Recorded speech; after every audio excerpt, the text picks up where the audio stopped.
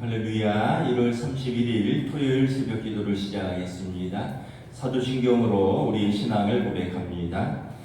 나는 전능하신 아버지 하나님 천지의 창조주를 믿습니다. 나는 그의 유일하신 아들 우리 주 예수 그리스도를 믿습니다. 그는 성령으로 잉태되어 동정녀 마리아에게서 나시고 본디오 빌라도에게 고난을 받아 십자가에 못 박혀 죽으시고 장사된 지 사흘 만에 죽은 자 가운데서 다시 살아나셨으며 하늘에 오르시어 전능하신 아버지 하나님 우편에 앉아 계시다가 거기로부터 살아있는 자와 죽은 자를 심판하러 오십니다. 나는 성령을 믿으며 거룩한 공교회와 성도의 교제와 죄를 용서받는 것과 몸의 부활과 영생을 믿습니다. 아멘. 찬송가 413장 찬양하시겠습니다. 찬송가 413장입니다.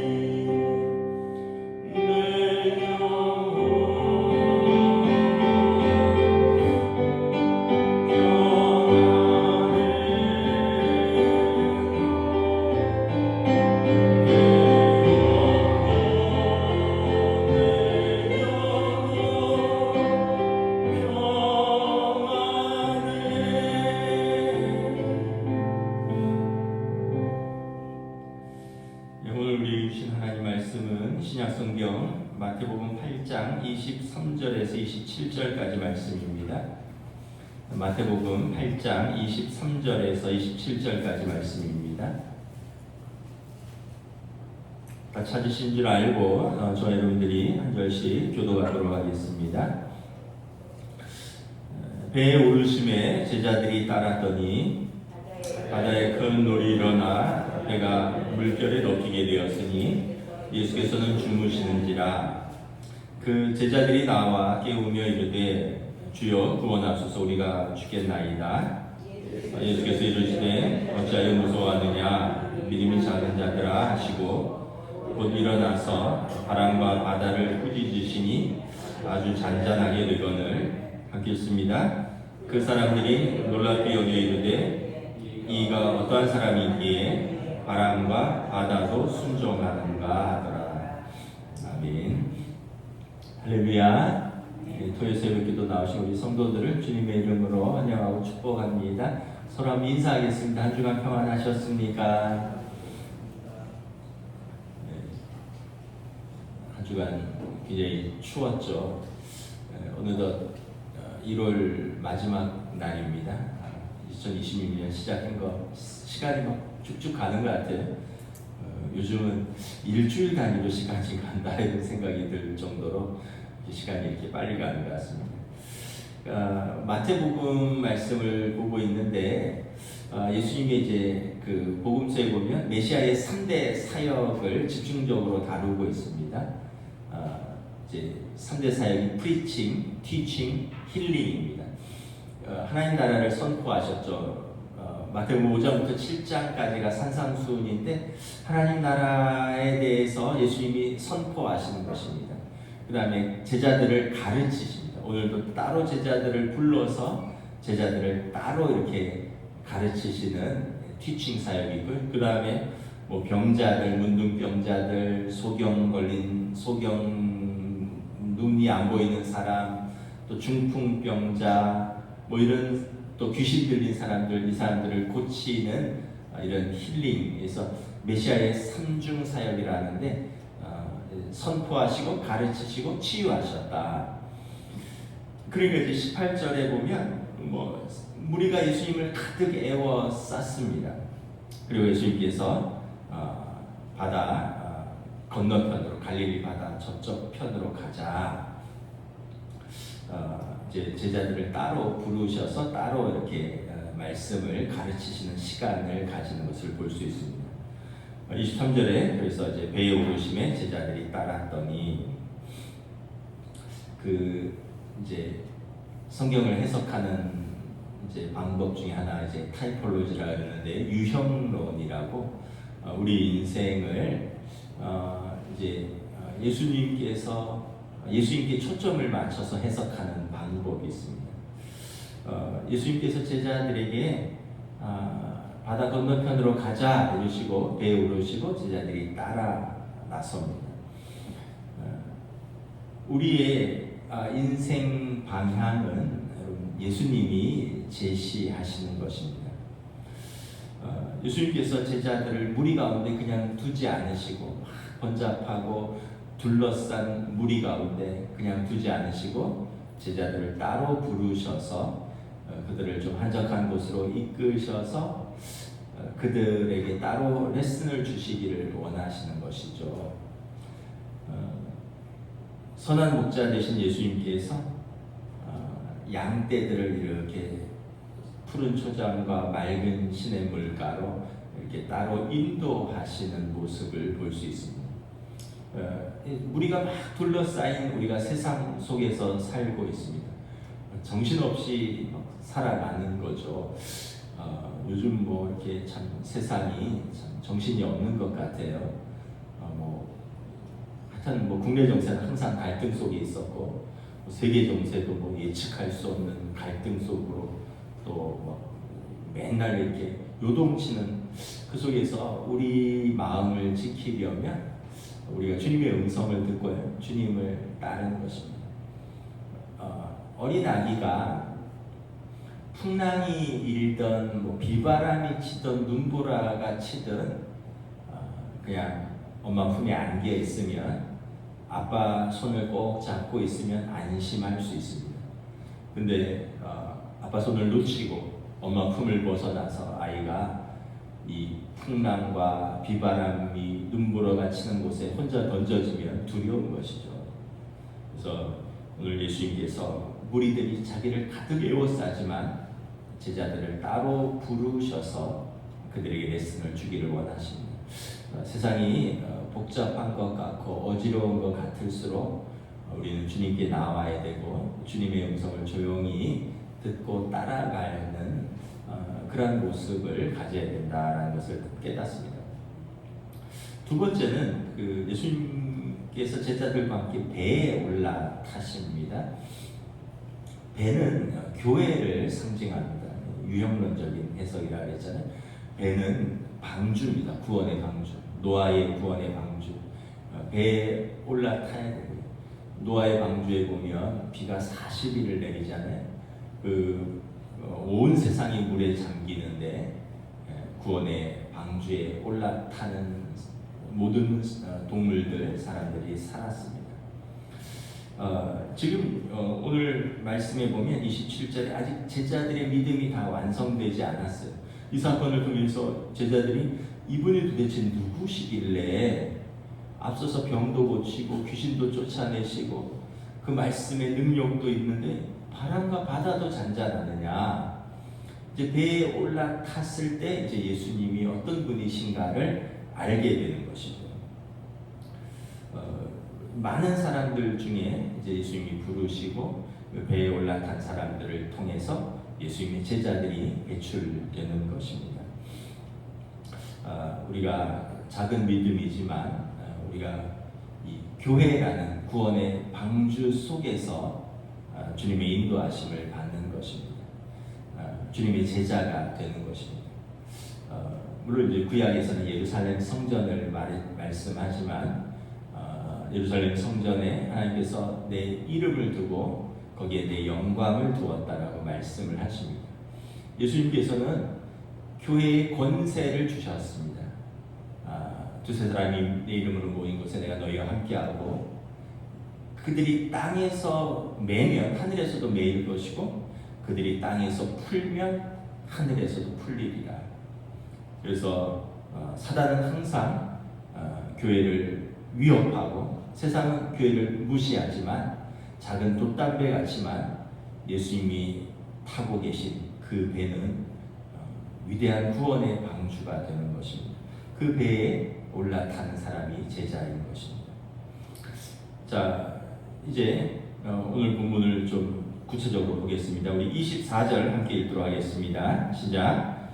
바다에 큰 놀이 일어나 배가 물결에 덮이게 되었는데 예수께서 주무시는지라. 그 배가 이렇게 중간쯤 갔는데 큰 놀이 일었습니다. 저도 갈릴리 바다에 가서 배를 한번 타본 적이 있어요. 길쭉하게 생겼습니다. 그래서 길이가 한 20몇 킬로, 폭이 13킬로 정도 돼요. 그래서 하프 모양으로 길쭉하게 생겼습니다. 길이가 여러분 한 6킬로 정도 되니까 폭이 한 13킬로, 한강 폭이 한 1킬로 좀 넘잖아요. 한강 폭이 1킬로 좀, 왜냐하면 한강대교 건너면 1킬로 정도 되는 것 같더라고요. 그러니까 한강의 폭이 한 13배 정도 되는, 그리고 굉장히 큰 강이고요.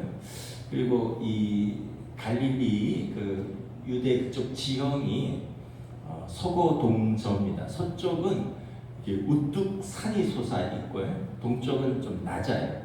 그래서 북쪽의 헐몬산에서 만년설에 눈이 녹아서 내리면 이 높은 쪽에서 낮은 쪽 동쪽으로 흐르는데 이게 이제 갈릴리로 모여들고 갈릴리에서 이제 요단강을 쭉 흘러서 가장 낮은 사해로 흘러가는 곳입니다. 그래서 물은 풍성하고 굉장히 넓은데 서쪽에 또 이 지중해가 있어요. 그래서 이쪽에 바다에서 부는 또 바람, 오른 동쪽은 사막 기후입니다. 이게 아주 기온이 불안정한 거죠. 그래서 평안한 것 같다가 갑자기 막 이렇게 바람이 불고요. 파도가 치고 요동칠 때가 있는 것입니다. 제자들이 이 갈릴리의 어부들이 대부분들이거든요. 그래서 이분들이 이쪽 지역을 잘 알고 있지만 그래도 여러분 이 풍랑 한가운데 있으면 얼마나 무섭겠습니까? 배가 뒤집어질 것 같기도 하고 10여 명 탄 배가 그렇게 크지 않습니다. 여러분 뭐 낚싯배 같은 거 보시면 알겠지만 그냥 조그마해요. 뭐 한 목양실만한 배입니다. 거기에 한 20명 정도 타는데 거기가 바다 한가운데서 바람이 불고 막 물이 들어오고 배가 요동치면 얼마나 힘들겠습니까? 멀미도 나고 뭐 두렵죠. 겁의 집이었습니다. 근데 예수님께서 이 풍랑을 아시는지 모르는지 배 뒤편에서 주무시고 계십니다. 우리가 여기서 좀 어떤 신앙의 딜레마가 생깁니다. 아니 예수님이 바다 건너편으로 가자 그러셨고 예수님이 배에 타자고 하셨어요. 그래서 그 예수님의 명령에 순종해서 그 배를 올라탔는데 아니 풍랑이 일면 이거 어떻게 하자는 거예요? 아까 우리가 인생을 살아가면서 예수님을 영접하고 하나님의 자녀가 되었습니다. 또 교회도 열심히 출석합니다. 열심히 예배도 드립니다. 성경 공부도 하고요. 근데 이 풍랑이 끊이지가 않는 거예요. 인생의 풍랑이 계속 부는 거예요. 인생이 막 요동치는 거예요. 아니 예수 믿으면 우리 부른 찬양처럼 내 평생에 가는 길 순탄하여야 되는데 내 영혼 평안해야 되는데 누가 그러시더라고요. 그 찬양이 있는 이유는 순탄하지 않기 때문에 평안하지 않기 때문에 있는 거라고요. 찬송가 365장이 찬양이 뭐냐 하면 마음속에 근심 있는 사람 주 예수 앞에 달래어라 이거거든요. 근데 누가 그랬더라고요. 왜 365장이냐? 1년이 365일이잖아요. 365일 내내 마음속에 근심이 생긴다는 거예요. 그래서 이게 주 예수 앞에 다 나오라는 거죠.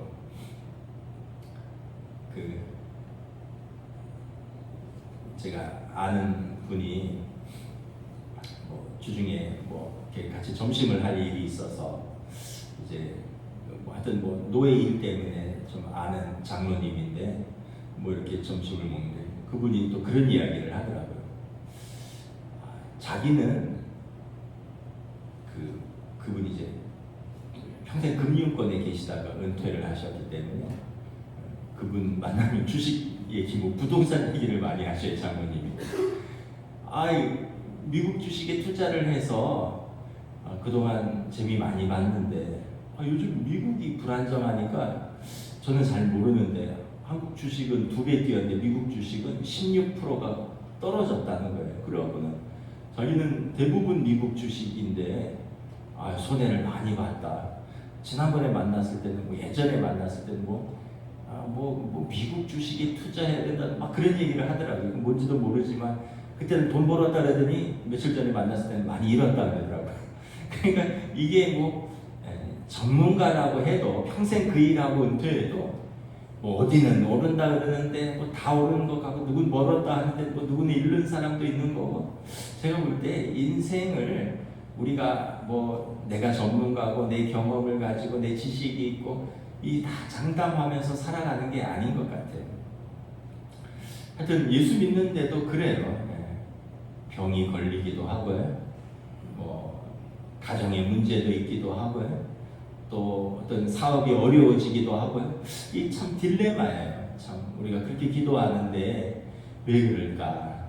이제 오늘 결론을 통해서 우리가 좀 알아야지만 사실은 좀 미리 결론을 말씀드리면 2가지죠. 시험과 어떤 환난을 통해서 예수님을 더 깊이 알아가는 과정이 되는 거고요. 그러면서 우리가 연단되고 성숙하고 주님의 더 좋은 제자가 되는 그 과정입니다. 이게 없으면 이제 예수님을 더 깊이 만날 수도 없고 또 주님과 함께 이걸 헤쳐나가는 그런 어떤 영적인 야성, 영적인 근육이 키워지지도 않아요. 아무런 고난도 없고 아무런 문제도 없으면 평안하기만 하면 온실 속의 화초가 되는 거죠. 하여간 지금 본문의 상황은 예수님이 가자라고 말씀했고 예수님이 배에 올라타신 그 배에 같이 탔는데 지금 풍랑이 일어서 뭐 배가 요동치고 물이 들어오고 난리가 난 거예요. 근데 예수님은 아시는지 모르는지 배 고물에서 주무시고 계시는 것이죠. 이 상황에서 우리가 어떻게 해야 되겠습니까? 25절 함께 읽도록 하겠습니다. 시작. 예수께서 이르시되 어찌하여 무서워하느냐 믿음이 작은 자들아 하시고 곧 일어나사 바람과 바다를 꾸짖으시니 아주 잔잔하게 되거늘. 제자들이 이제 도저히 자기 힘으로 못하겠는 거예요. 그래서 예수님을 깨웁니다. 주여 일어나소서 우리가 죽겠나이다. 이 재밌는 사실은 제자들은 어부들이고요. 바다에서 장뼈가 굵은 사람들이고 예수님은 목수예요. 예수님은 그 요셉의 아들, 목수의 아들이고 목수로 자랐거든요. 그러니까 이 전혀 맞지 않는 거죠. 이 바다는 자기들이 전문가인데 목수인 예수님께 살려달라고 깨우는 거죠. 아마 이 예수님을 깨우기까지 이 베테랑인 어부들인 제자들이 뭐 돛을 펴기도 하고 접기도 하고 노를 이를 또 절해보고 저리도 저어보고 아마 온갖 노력을 다 해봤을 것입니다. 그러다가 도저히 안 되니까 예수님을 깨우는 거죠. 누가 그러시더라고요. 아니 예수님은 배멀미도 안 하나 왜 그 상황에서 어떻게 주무실 수 있었을까? 네, 이런 재미있는 해석이 있습니다. 예수님이 일부러 기다리셨다는 거예요. 제자들이 어떻게 하는가? 제자들이 어떻게 하는가를 좀 보시려고 일부러 기다리셨다. 뭐 이렇게 이야기를 하는데도 그건 해석이고 우리의 모습 같습니다. 우리는 종종 인생의 풍랑을 만나면 내가 좀 해결해 보려고 애를 씁니다. 내 지식도 있고 내 경험도 있고 내 생각도 있고 또 사람을 찾아가서 조언도 구해보고 애를 써봅니다. 마치 제자들이 한동안 배를 바로잡기 위해서 애를 쓰다가 도무지 안 되니까 주님을 발견하고 주님을 깨우는 것처럼 우리도 처음에는 인생의 풍랑의 문제와 원인과 그 해결책을 찾으려고 애를 씁니다. 그러다가 이제 도저히 안 되면 이제 손을 드는 거죠. 그리고 이 배에 주님이 타고 계셨지. 그리고 예수님을 찾고 예수님을 깨우는 것입니다. 우리가 한 가지 여기서 깨닫는 영적 교훈이 있습니다. 인생의 풍랑을 만나면 지체 없이 예수님을 찾아서 예수님을 깨우는 것이 상책이라는 거예요. 내가 애쓰고 내가 힘써봐야 내 어려움은 내가 해결을 하지 못해요. 제가 늘 아이들에게 하는 이야기가 있는데 어떤 문제가 생기면 바로 아빠에게 알려야 된다. 돈 문제든지 아니면 어떤 뭐 밖에서 일어난 어떤 사건 사고라든지 그래야지 아빠가 바로 개입해서 바로 도움을 줄 수 있다. 니네가 이거를 나중에 대해서 크게 되면 돈 문제가 커진다든지 어떤 사건 사고가 커진다든지 이러면 감당을 못한다. 그럼 나중에 이게 뭐 어떤 개인적으로든 아니면 어떤 민형사상으로든 일이 커질 수가 있다. 아빠가 경험 있지 않냐? 너희들보다 30년, 33년, 35년 더 살았다. 아빠 목회하면서 많은 경우들을 봤다. 교인들하고 무슨 일이 있으면 어려운 일이 있으면 바로 알려야 된다. 근데 애들이 바로 안 알려요.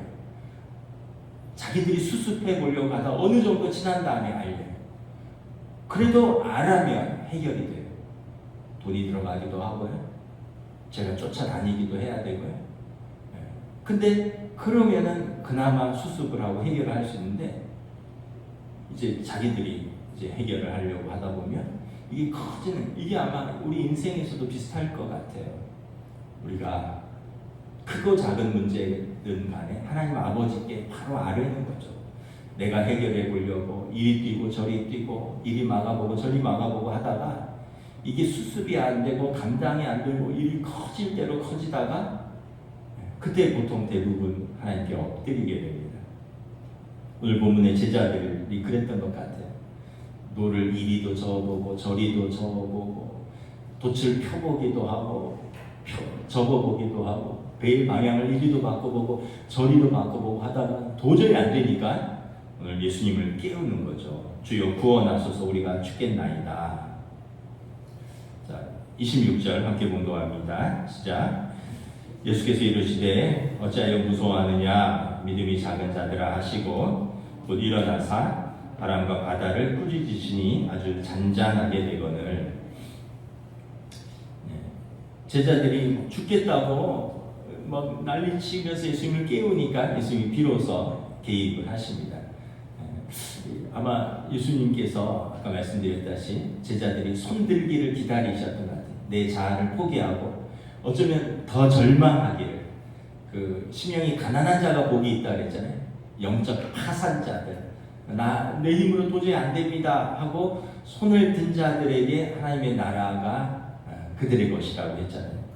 그러니까 내 자아가 무너지고 내 방법이 깨어질 때 비로소 주님이 역사하시는 순간이 되는 것이죠. 26절에 보면 예수님께서 두 가지 일을 하십니다. 먼저는 제자들에게 말씀하십니다. 어찌하여 무서워하느냐 믿음이 적은 자들아. 여러 번 말씀이 드렸는데 믿음과 두려움은 반비례입니다.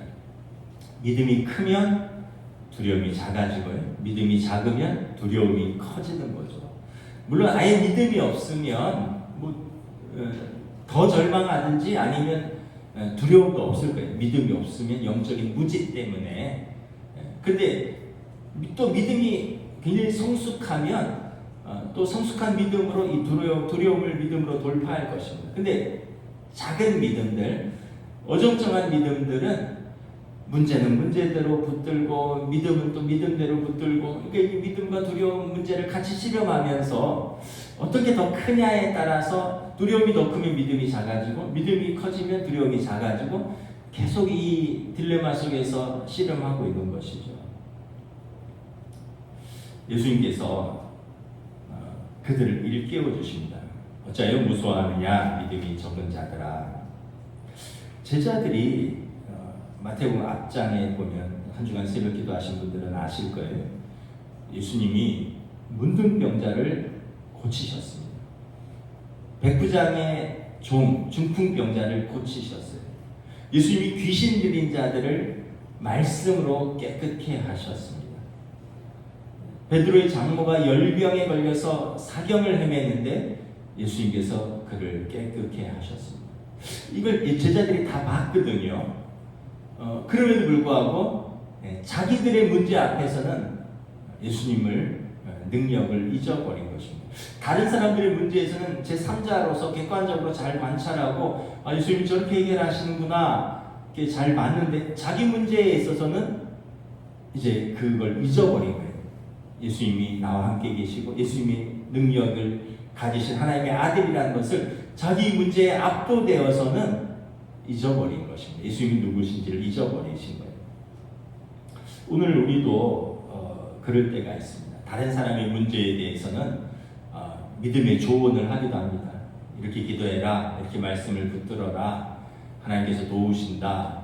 근데 이제 내 문제로 닥치면 이게 잘 안 보여요. 중이 제 머리 못 깎는다고, 이 눈앞에 문제가 커지면 내가 기도할 능력도 잊어버리고 말씀을 붙들 생각도 못하고 그냥 문제에 넋이 나가서 그냥 손 놓고 있을 때가 있습니다. 예수님이 일깨워 주시는 거예요. 어찌하여 무서워하느냐 믿음이 없는 자들아. 예수님의 관심은 바다가 아니에요. 환경이 아니에요. 제자들이 믿음을 가지시기를 원합니다. 풍랑도 아니고 배가 깨어지는 것도 아니에요. 예수님의 관심은 제자들이 믿음을 가지시기를 원하는 겁니다. 지금 시청과 교육을 하는 거예요. 요한복음에 보면 예수님께서 이제 잡히시기 전에 그 대제사장의 마지막 중보 기도하시면서 제자들에게 말씀을 하시거든요. 내가 떠나면 이제 환란이 닥쳐올 것이다. 세상이 너희를 위한 것은 너희를 위한 것이 아니라 나를 위한 것이다. 나를 따르는 자들은 나를 위한 것이니 너희도 환난을 당할 것이다. 그러나 담대하라. 믿음을 가지라. 성령께서 너희와 함께 하실 것이고 너에게 할 말을 일깨워 주실 것이고 그리고 믿음으로 이길 것이다. 이런 것을 이제 이 3년간의 공생애에서 제자들의 사건들을 통해서 계속해서 제자들에게 믿음을 일깨워 주시고 믿음을 학습시키시고 그래서 이 학습된 경험을 통해서 믿음을 이렇게 쌓아가기를 원하시는 것이죠. 오늘도 이 자연 속에서 두려워하는 그들에게 예수님이 어떤 분이신가 그리고 너희들의 믿음이 작은 것이 나를 잃어버리고 두려움이 더 커졌다는 것을 알려주시는 것입니다. 예수님은 우리에게 관심이 있으십니다. 저와 여러분에게 관심이 있으십니다. 바람과 바다, 배 이런 것보다 우리에게 관심이 있습니다. 살다 보면 항상 풍랑이 칩니다. 항상 배는 요동칩니다. 근데 하나님은 우리에게 관심이 있습니다. 저와 여러분에게 관심이 있습니다. 풍랑과 이 요동치는 바다 속에서 우리가 믿음을 가지고 두려움을 이기기를 원하십니다. 그래서 오늘 어찌하여 무서워하느냐 믿음이 없는 자들아 믿음이 적은 자들아 믿음을 가지라는 것입니다. 예수님이 어떤 분이신가에 대한 믿음을 가지라는 것입니다. 두 번째는 바람과 바다를 꾸짖으십니다.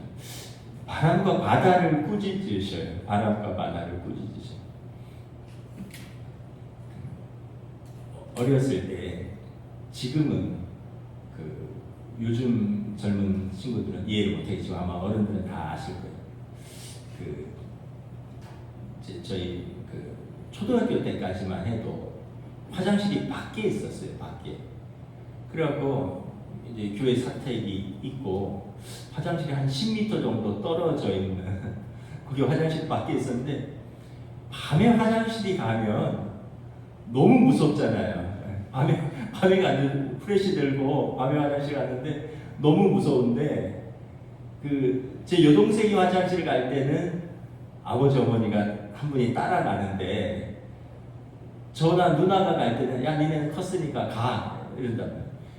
밤에 가면 이 추운데 가서 앉아있는 것도 두렵고 하여간 되게 무서웠어요. 근데 이제 아버지가 알려주신 게 노래를 부르면서 가라는 거예요. 마귀들과 싸우지. 화장실을 가는데 무서우면 사탄아 물러가라, 마귀야 물러가라, 막 이러면서 화장실. 그러니까 이게 어떤 우리 안에 있는 두려움을 이제 선포하라는 거예요. 그때는 이제 뭔지 몰랐지만 지금 생각해 보니까 두려움에 압도되지 말고 믿음으로 선포하라는 거예요. 바람과 바다를 꾸짖으라는 거예요. 그래서 참 어렸을 때 화장실 갈 때마다 프레시 들고 노래 부르면서 갔던 기억이 생각이 나는데 여러분 두려움이 있으면 선포를 하십시오. 예수의 이름으로 말하노니 사탄아 물러가라. 예수님이 바람과 바다를 꾸짖으십니다. 그랬더니 놀랍게도 이 바람과 바다가 잔잔해집니다. 메시아 되시는 것을 이 병을 고치시고 귀신을 쫓아내는 어떤 회복을 통해서도 보여주시고 하나님 나라의 진리를 가르치시는 것으로도 보여주시고 오늘은 피조 세계를 다스리시는 것을 통해서 그분이 창조자이시오 또 다스리시는 분이시오 구원자이심을 드러내시는 것입니다. 전에 제가 부교육자로 섬길 때 담임 목사님이 자주 하셨던 말씀이 있어요. 옛날 분들은 아주 진리를 직관적으로 단순하게 하시는 말씀들이 있어요. 그냥 하나님이 개입하시면 한 방이야 뭐 이런 거. 우리는 믿음을 가지고 막 길게 설명하는데 제가 생각할 옛날에 선배 목사님들은 아주 직관적으로 야 하나님이 개입하시면 한 방이야. 오늘 이 말씀을 보면 예수님이 개입하시니까 한 방에 바람과 바다가 잔잔해지는 것을 볼 수 있습니다. 여러분 우리가 기도하십시오. 예수님을 찾는 거예요. 예수님을 붙드는 거예요. 예수님이 가자 그러셨고 예수님이 배에 올라타라 그러셨으면 바람과 바다도 잔잔케 하시는 해결책도 예수님이 갖고 계시는 거예요. 예수님이 말씀하시면 한방입니다. 27절 다 함께 공독하도록 하겠습니다. 시작. 그 사람들이 놀라 뛰어게 이르되 이가 어떠한 사람이기에 바람과 바다도 순종하는가 하더라. 이가 어떤 사람인가 놀랐다는 거죠. 그러니까 아직 예수님을 랍비 선생님 정도로만 알고 있었던 것이죠. 그래서 예수님을 이 사건을 통해서 이 초자연적인 사건을 통해서 자연도 다스리시는 예수님을 보면서 예수님이 메시아이심을 제자들이 배워가는 것이죠. 경험해가는 것입니다. 이게 주님의 의도적인 사건이 아닌가 이렇게 생각을 합니다. 이런 사건을 통해서 제자들에게 믿음을 가지라고, 제자들에게 예수님이 어떤 분이신가를 더 알려주고 더 경험하고, 그래서 제자들이 더 예수님 안에서 더 굳게 믿음 가운데 서가는 것입니다. 아마 배에 타기 전에 제자들과 배에 타고 난 이후의 제자들의 믿음은 달라졌을 것입니다. 우리 인생도 그렇습니다. 여러분, 바람과 풍랑이 없으면 좋겠지만 그거를 견뎌내고 믿음으로 이겼을 때 우리는 달라져 있을 것입니다. 그 전의 모습과 믿음으로 바람과 풍랑을 견디고 이겨냈을 때의 우리의 모습은 훨씬 더 견고한 믿음과 성숙한 믿음으로 달라져 있을 것입니다. 욥이 그랬잖아요. 모든 것을 잃은 것 같았지만 그가 그 고난 속에서 하나님을 내가 깊이 만났다라고 고백을 합니다. 내가 전에는 하나님에 대해서 귀로 듣기만 하였더니 이제 눈으로 보나이다. 욥의 고백을 보면 그날 고난 속에서, 인생의 풍랑 속에서 하나님을 깊이 만났다라고 고백합니다. 다윗이 그러했습니다. 10수년간 사울을 피해서 온 이스라엘을 다 돌아다녔고요. 도망다녔고요. 오죽했으면 미친 척을 했어요. 미칠 것 같을 정도로 괴로웠다는 뜻이에요. 그런데 시편에 보면 다윗의 그런 울부짖음, 비통한 심경, 탄원 이런 고백들이 절절히 다 기록되어 있습니다. 그런데 그러한 과정들을 통해서 이스라엘의 위대한 왕으로 빚으셨습니다. 그의 인격과 그의 성품과 그의 지도력과 하나님에 대한 신뢰가 이 고난 속에서 깊이 빚어지고 또 아름답게 새겨진 것을 바라보는 것입니다. 우리에게도 인생의 풍랑을 통해서 주님이 주시고자 하는 메시지가 있습니다. 믿음으로 견디고 주님을 더 만나면 주님의 더 좋은 제자가 되는 것입니다. 우리를 위해서 십자가에 달려주신 예수님을 더 깊이 만나고 체험하면 예수님이 더 귀한 우리의 구원자이심을 우리가 온 삶으로 고백하는 것입니다. 말씀을 마치겠습니다. 올 한 해도 풍랑이 있을 것입니다. 두려워하지 마시고요. 인생의 풍랑 속에서 예수님을 찾고 깨우고 만나고 붙들고 주님과 함께 헤쳐나가는 저와 여러분 되시기를 주님의 이름으로 축복합니다. 기도하겠습니다. 하나님 은혜를 감사합니다. 예수님께서 제자들을 부르시고 그리고 이 제자들이 12제자의 아주 정예화된 제자들이 되기 위해서 끊임없이 겪어야 되는 시험들, 유혹들, 또 풍랑들을 바라보게 됩니다. 그러나 그들이 두려워하지 말 것은 풍랑 속에 예수님이 함께 계시다는 것입니다. 예수님이 부르셨다면 예수님이 책임지실 것입니다. 그리고 그 배에는 우리만 있는 것이 아니라 예수님이 함께 계시다는 것을 우리가 항상 깨닫고 문제보다 크시고 또 내 어려움보다 크시고 그리고 나를 사랑하시고 내 삶에 관심이 있으시고 내 삶에 개입하시기 원하시고 나를 복주시기를 원하시는 우리 하나님 아버지께서 우리를 부르셨으니 이 담대한 믿음으로 주님 손 붙들고 이겨나가는, 그래서 주님의 더 좋은 제자가 되는 올 한 해가 될 수 있도록 성령님 인도하여 주시옵소서. 감사를 드리오며 우리 주 예수 그리스도의 이름으로 기도드리옵나이다. 아멘. 하늘에 계신 우리 아버지 이름을 거룩하게 하시며 아버지의 나라가 오게 하시며 아버지의 뜻이 하늘에서와 같이 땅에서도 이루어지게 하소서. 오늘 우리에게 일용할 양식을 주시고 우리가 우리에게 잘못한 사람을 용서하여 준 것 같이 우리 죄를 용서하여 주시고 우리를 시험에 빠지지 않게 하시고 악에서 구하소서. 나라와 권능과 영광이 영원히 아버지의 것입니다. 아멘.